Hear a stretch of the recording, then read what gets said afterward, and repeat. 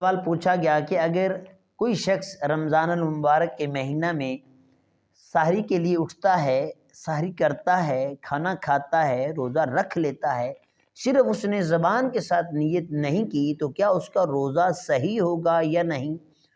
تو جو نیت ہوتی ہے وہ دل کے ارادے کا نام ہے۔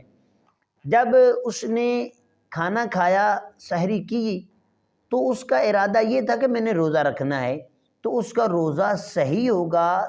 زبان کے ساتھ نیت کرنا یہ ضروری نہیں ہے۔ اگر بندہ صبح اٹھا، اس نے کھانا بھی نہیں کھایا، لیکن اس دل کا ارادہ ہے کہ میں نے روزہ رکھنا ہے، لیٹ اٹھا، تو پھر بھی جب اس نے دل میں ارادہ کر لیا تو اس کا روزہ صحیح ہوگا زبان کے ساتھ۔ ہاں، اتنی بات ضرور ہے کہ فقہائے کرام فرماتے ہیں کہ نیت زبان کے ساتھ کر لینا یہ ایک مستحب عمل ہے، اچھا عمل ہے۔ اگر کوئی بندہ زبان کے ساتھ نیت نہیں بھی کرتا تو دل کا ارادہ ہی کافی ہے اس کا روزہ